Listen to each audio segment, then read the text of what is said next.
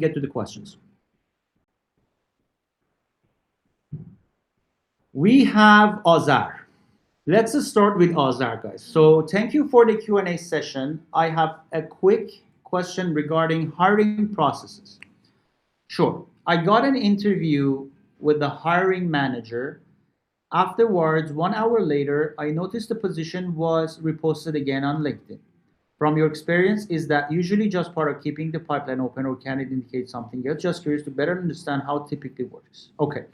So, Azar, first of all, you need to look at the size of the company. If the company is huge and large corporation, they have so many people working on the same opportunity. Okay, so it doesn't mean if somebody is interviewing you, other people know for a fact. Like, first of all, they don't know that you are hired or whatever. So because once the process is going, they have the ability to hire anybody they want, like meet anybody they want. And even if they give you an offer, imagine best case scenario, they give you an offer, then you have time to accept that offer, and then they have time to background check you. So unless you start a job, a company will keep advertising. Okay, so nothing to do with you, don't take it personally, because the companies will keep advertising for a job, and if it's a huge company, there are multiple recruiters working on the same position. So they always want to have, second question you said, yes, they always want to have pipeline open. They always want to get more CVs. Okay, so even if you get hired, they might still advertise for it because lack of communication, right? They hire it, then they need time for you, because guess what? When they hire you on a probation. You're hired for 3 months or 4 months or 5 months, then or 6 months probation. Some companies have 6-month probation. So what if they let you go? What if they don't like you? They need to bring more people. So nothing personal. Don't get too granular into these kind of things, guys. It can happen. So just focus on scale, reaching to more people. So next question, Elham. In the job process, what usually matters more after the first interview? Technical fit, communication style, or overall in the job process, what usually matters more after the first interview? So again, first, second, third, fourth, these are all depending on the company and the structure. Sometimes I know people get jobs just by the first interview. If it's senior level, usually if it's a senior level and they need the resources too quick, it's just one interview and that's it. Okay, and in that interview they check your technical fit, communication style, and position.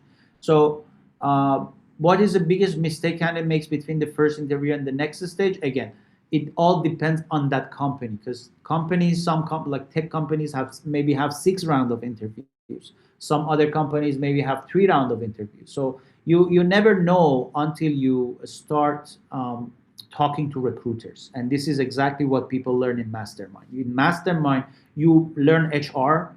You become some people say, I can now be a recruiter because I know so much HR. Because I'm coming from HR background. For those of you who don't know me, go read the Day Zero to Ask Me, learn about my background. I teach a lot of HR.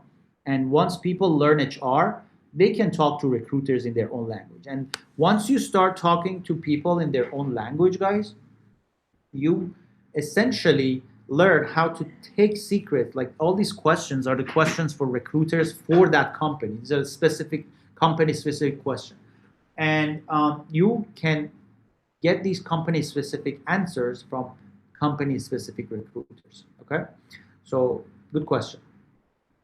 Saman, I don't know. Your picture looks like a girl, but it says Saman. I don't know. Sam said, hi Alex, thanks for opening this up. I really appreciate it. My current situation is I'm a full funded MS student in computer science, and I'm a GTA building hands-on experience through research, teaching, and technical projects. Okay. My desired situation is to transition into a full-time role in data science, data engineering with strong growth potential and compensation above 100K. Okay. Therefore, my question, What would you recommend as the most effective strategy to transition from graduate school into the job market, especially when it comes to positioning myself, networking effectively, and standing out in the competitive market?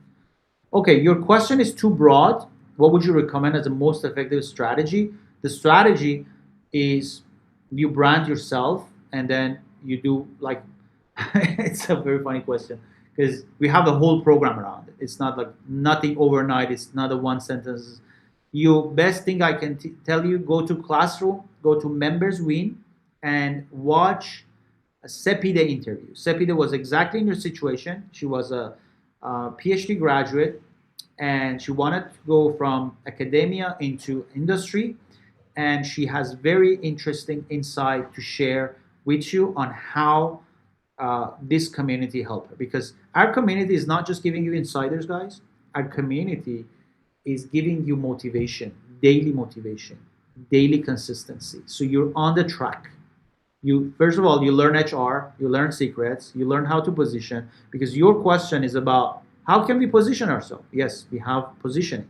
How can we networking? Yes, we have a whole 3 days on networking, and then you have to do it every day. It's not like a one-off thing. You have to networking. You need to start it 10 years ago. If you haven't started networking 10 years ago, you have to do it right now. So networking, you have to do it. Positioning, you have to do it. We teach you all that through a 14 days course. So 14 days, 2 hours per day, you learn and then you apply, and then you get feedback as you apply. You have questions, you come to weekly sessions, you ask those questions. So this is how transformation happens in any field. And honestly, if those people who don't have time to do the tasks we tell them to do, they don't get anything. They don't reach anywhere, because the stuff that we teach you is to build a brand, learn the networking, learn the outreach, and go out there, be presentable, learn the interview secrets, learn what to say, what not to say, get ready, and work with 100 other people who are focused like you to get that job. So if you feel like you're getting that 100K job, we help you accelerate that and boost that. And a lot of people learn that, okay, maybe my worst is 130K. It's not 100K. And then you make 30K just like that, because we teach you how to go for your worst. We teach you how to learn your worst and go for your worst. Okay, thanks for the question. Elmira. Alex, sometimes I forgot I'm an interview and I end up acting more like an advisor. I've tried to fix this, but honestly, I'm confused about what I should be doing. In my last interview, I answered every question by giving example from my own work experience. But at the end, the president of the company told the recruiter, Elmira didn't give any example of her work at all, even though I clearly did. I honestly don't understand what I should do in interviews anymore. So, Elmira, this is a very good example, because you think you did something, but the feedback said something against it. I cannot judge you or the CEO of the company. I have to listen to your interview and see what happened, right? But I would be very open to feedback. If you got that feedback, maybe there is something wrong on your end. So one quick trick is that to do the exact same interview that you did with a mirror with yourself, record it, and then listen to it. Because sometimes we say things we don't mean to. Okay? So sometimes we say things we don't mean to and we forgot. So the best way to do this, if you decide to join the mastermind, you can practice it with other members. With members, every Tuesday, you guys get to practice interviews and talk to each other, and it's being recorded, so you can always go back and see how you did. But if you don't join Mastermind, the best way is that to record yourself. Record yourself, rewatch it, see exactly what you said. Because, guys, interview is not about I feel like I'm ready. Interview is about how many times you practiced your pitch, right? These examples that you're talking about, you need to know them by heart. It's not like that you come up with that. And if you know them by heart, why the president of the company told Elmira didn't give any example of her work?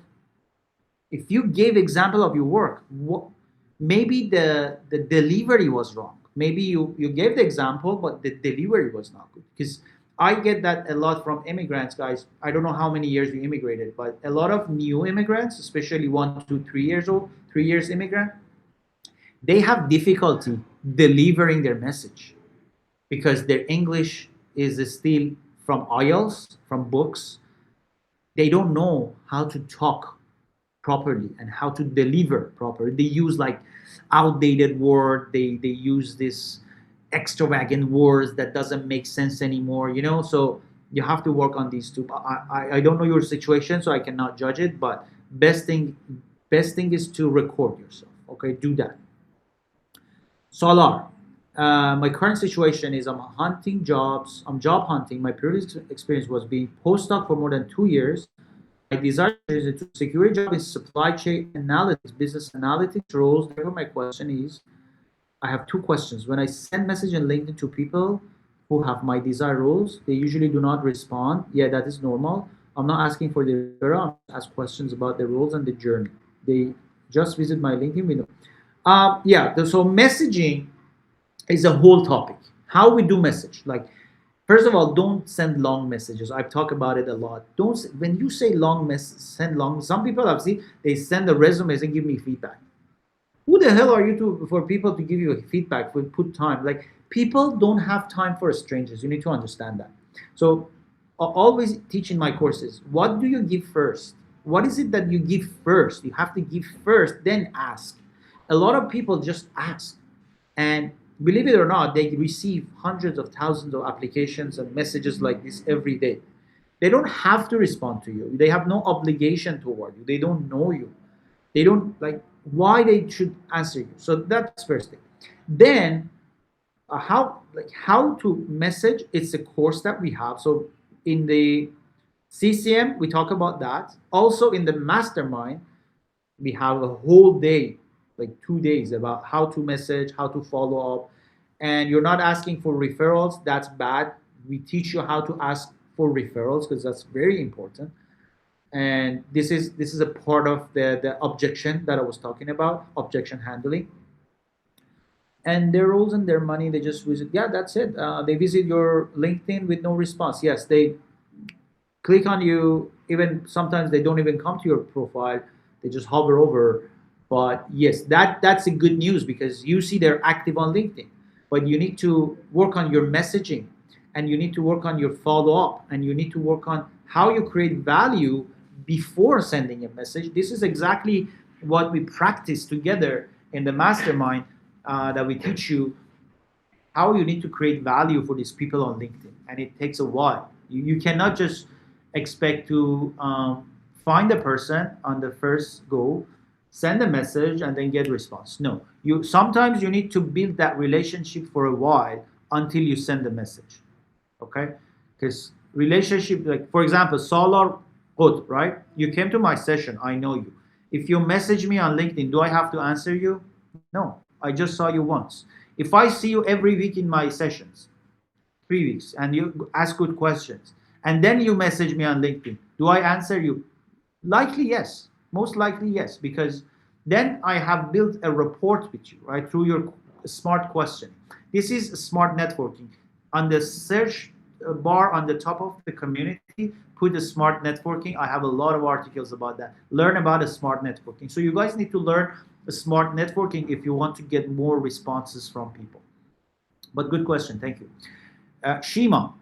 Shima said, hi, thanks, Alex. One, how should we present my education when job requirement specify a degree and I am linking my LinkedIn?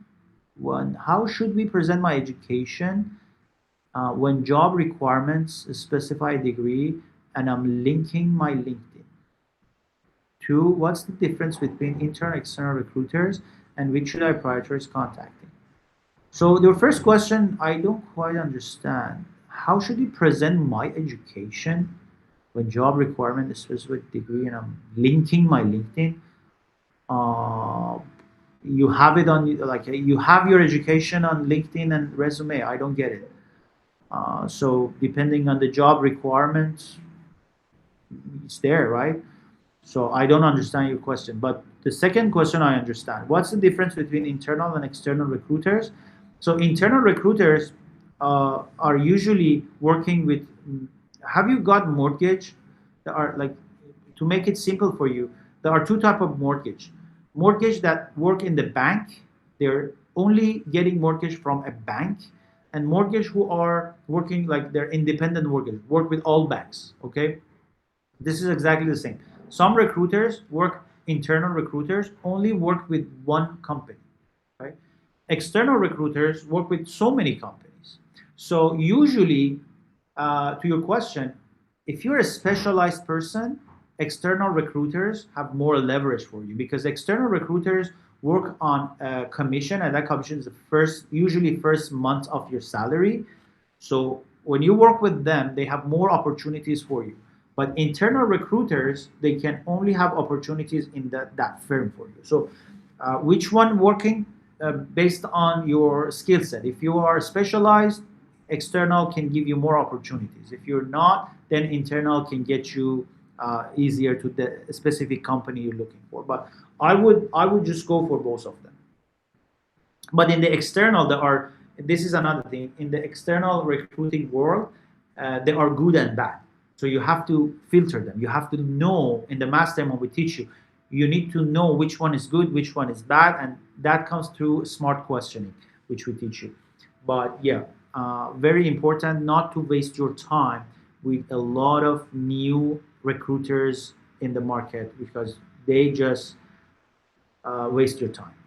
Okay. Fatemeh. Hi Alex, thanks for your information. I recently went through 3 interview rounds with a startup but wasn't selected for the role. Since I really believe in the company and its product, I took the initiative to create and send a formal research proposal for a new research role I think they need.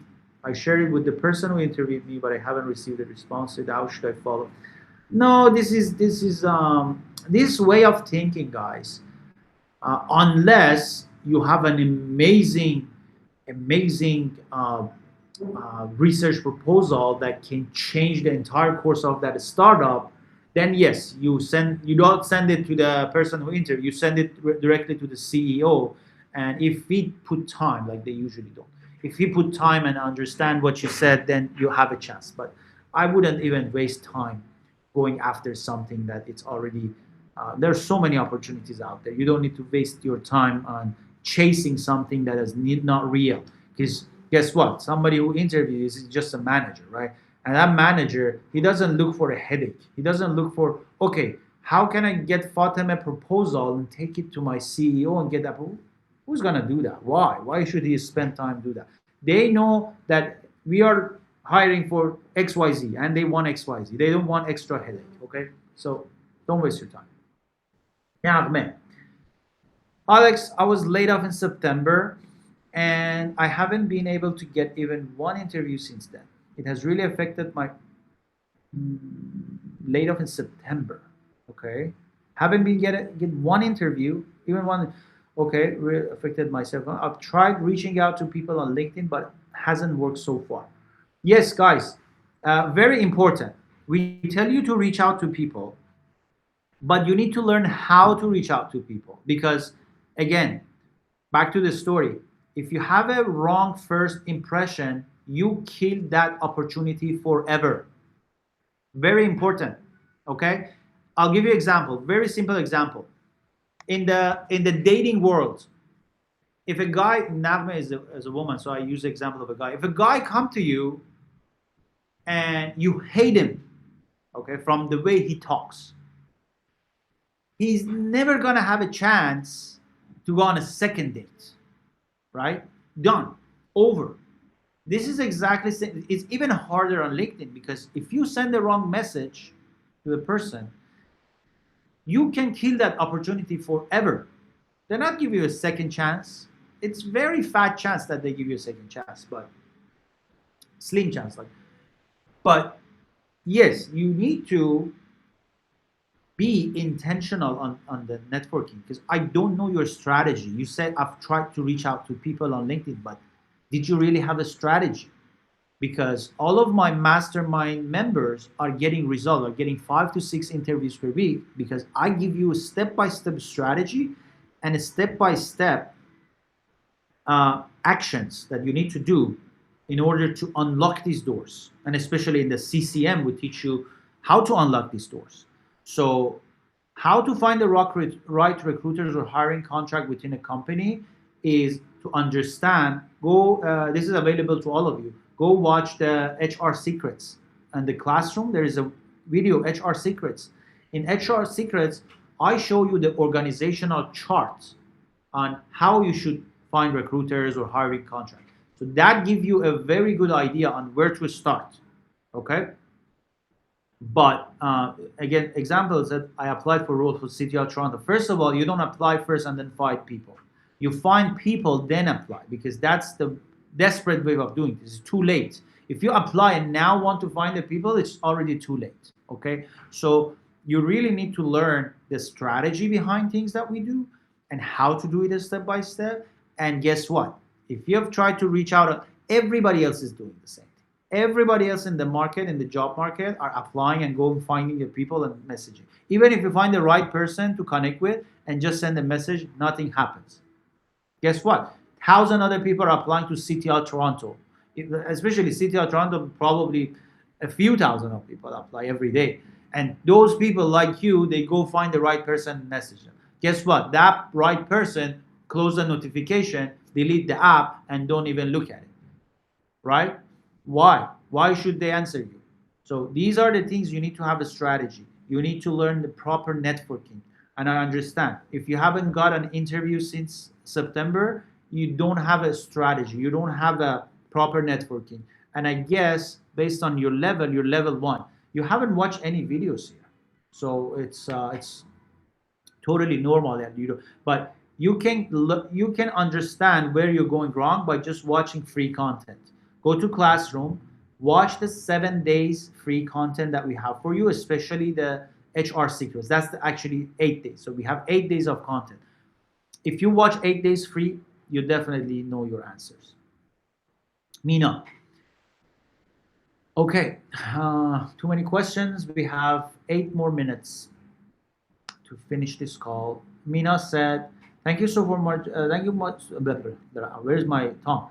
Thank you so much for building this community. I really appreciate it. My background is a mix of different domains, including computer science and health informatics.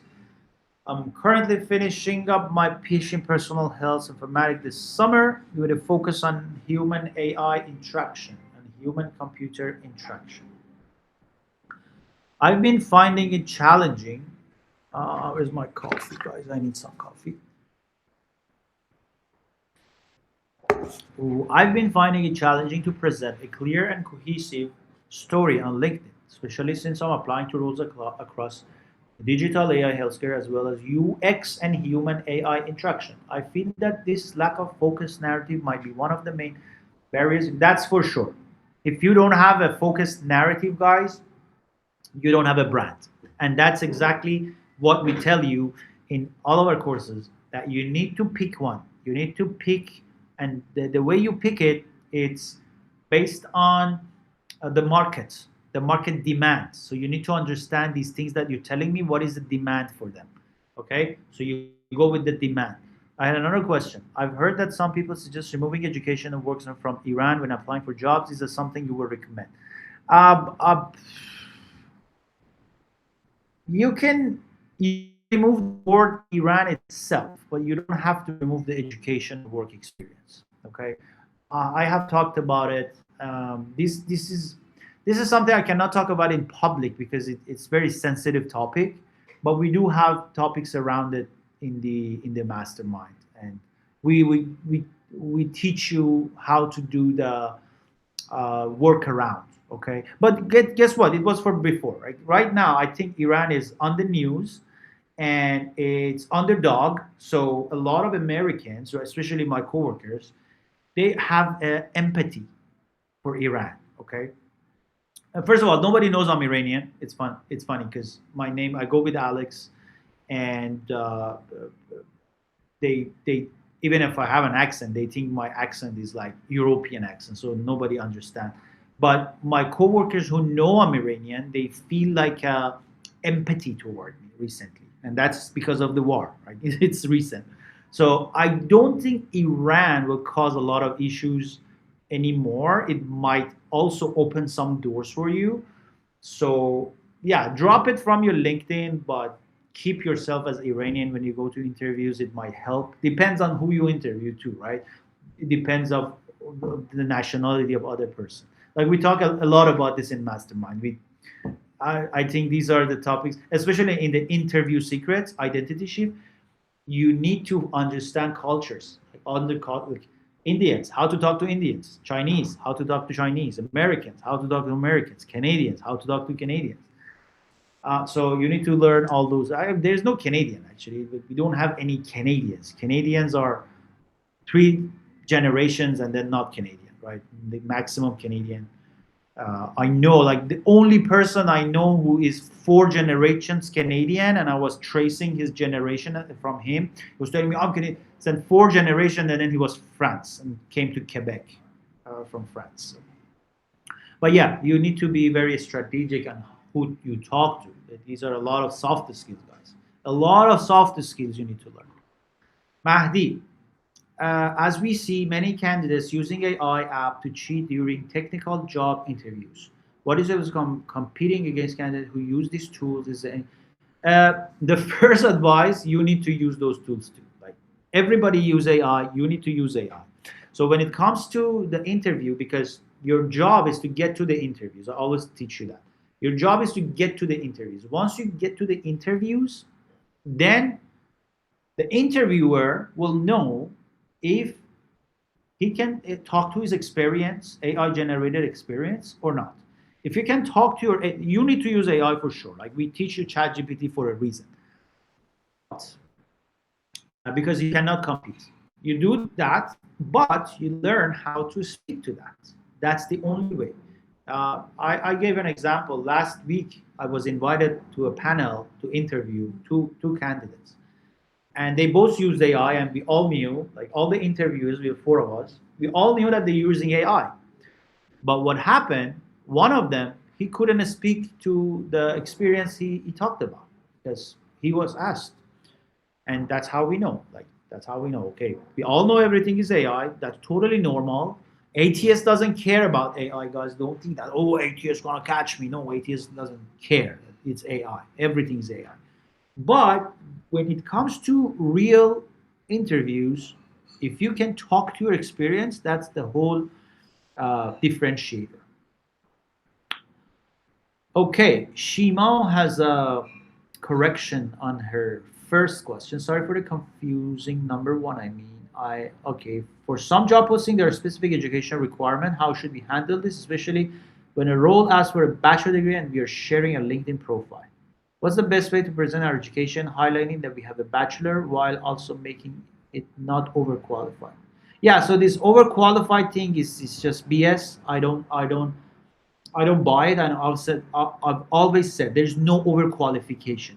If the job requires a bachelor only and you have a PhD, it's not even a right job. So you shouldn't apply to that job, let alone what the overqualification is. So if you learn how to apply to the right job, there is no question of overqualification. Usually, most jobs require a bachelor, so you don't need to emphasize a bachelor. Nobody emphasizes a bachelor. A bachelor is the bare minimum. If a job requires a PhD, you emphasize a PhD. If a job requires a master, you can emphasize the master and PhD. You don't need to hide it. And if a job is only requires a bachelor but not PhD, it's a low entry job. It's not a good job for you. Don't go to that job, because even if you start the job, you're not going to be happy. Okay? I always say that.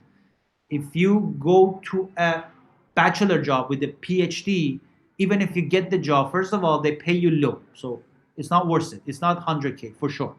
It's not 100K for sure. If you're US, maybe you can get, if you're in Canada, no, you cannot get a 100K job with a bachelor. So, but you can get it with experience if you have experience, but you cannot just get it. So if it's a bachelor and you're a PhD, don't go for it. That's it. Find jobs to your level. Find jobs that require masters, at least. And there are so many of them. Just find them. I teach you how to find them. Sahar, does job fair help to get a job, or this is a less chance we get to know people? Okay, I talk about it a lot. Uh, Job fairs, it's a skill. When you go to a job fair, how many people you can meet? You kill yourself. You spend the whole day, you get tired. You talk to 20 people, 30 people maximum. And guess what? Most people who the companies send to job fairs, they are like associates. They're starters. They're beginners. They're not decision makers. So they cannot help you other than taking your resume and giving you someone. And it's not a scalable. So I hate job fairs. Job fairs are the worst place to be if you're looking for a job because you waste the whole day and you get tired. Whereas you could have created 200 connections on LinkedIn, you wasted with 20 interns on the job fair. So that's the that's the worst strategy. But there is one good side into job fairs that I want to tell you. Job fairs are the only place that you can build your confidence and practice your pitch. As I was telling you about the pitch, which I'm going to talk about in the CCM. Pitch, you learn how to create your pitch, you learn how to present it live in person, and those people who go to job fairs just walk around, take brochures, they just time wasters. The only way you go to a job fair is that you have your pitch ready, you show up there, you shake hands, you introduce yourself, move on to the next. 5 minutes for every booth, 5 minutes for every company. That's it. You introduce yourself, hand down your business card, hand down your resume, shake hands, be presentable, build up your confidence. Go to so job fairs are the only place you can build your confidence, but don't expect anything in return. Don't expect a job out of them. Maybe it happens, good for you, once in a blue moon. Maybe if you're so lucky, you might as well go buy a lottery ticket if you're that lucky. But it's not a scalable. How many people you can talk to in a job fair? And those people are not decision makers at all. Okay? Good guys, good guys. Very fruitful session. So many questions. I enjoyed personally. And we're at the 1 hour full time. Thank you for taking time on Sunday, guys, because I know Sunday you guys are busy and you want to relax. But if you're here and working hard, know that you are ahead of the competition out there. There's lots of people who are barbecuing on Sunday, but you're here learning the secrets and working hard and keep doing it. You will get the dream job very soon. If you're here, that means something. If you want to join the masterminds, go to alexcoaching.org, book a call. Let's have a conversation. It's a round robin, either with me or if I have time, or with my mentors. We examine you and we see if it's a good fit. If we see if you can get a 100K job, and if we can, then the investment is nothing because you get the job in 3 months. Other than that, we'll see you for those who registered in the CCM. We'll see you on Tuesday. And that's it. Thanks for being here and talk soon. Bye bye.